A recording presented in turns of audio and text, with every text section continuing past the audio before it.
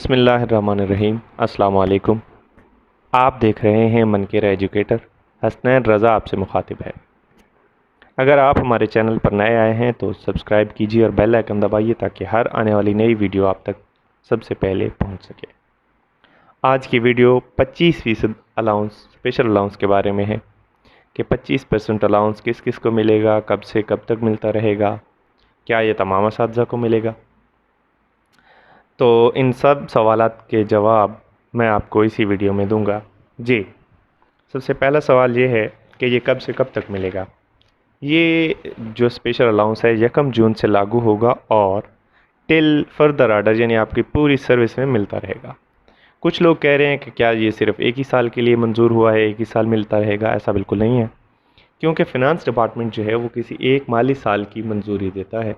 तो इस साल की तो मंजूरी हो गई, अगले साल का अगले साल में देखा जाएगा। तो ये जो अलाउंस है आपको पूरी सर्विस में मिलता रहेगा, इसमें कोई इबाहम नहीं है।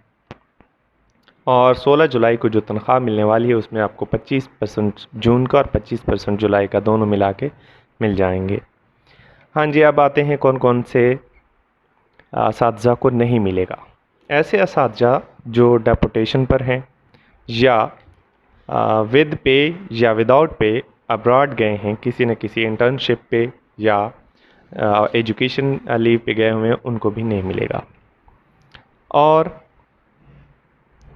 कब से कब तक मिलता रहेगा, ये बात क्लियर हो गई है कि ये आपको पूरी सर्विस में मिलता रहेगा। ऐसे डिपार्टमेंट जैसे जुडिशरी है, सेक्रेटेरिएट है, इनके मुलाजमीन जो पहले ही अपना जुडिशरी अलाउंस ले रहे हैं और सेक्रेटेरिएट वाले जो अपना स्पेशल अलाउंस ले रहे हैं, उनको ये नहीं मिलेगा। सबसे अहम बात यह है कि जी, तो इन डिपार्टमेंट को नहीं मिलेगा जो पहले ही कोई स्पेशल अलाउंस ले रहे हैं। हमारे ऐसे असातिज़ा जो एमफिल अलाउंस ले रहे हैं, science allowance, charge allowance, disability allowance, कोई भी अलाउंस ले रहे हैं तो वो इसके अहल हैं।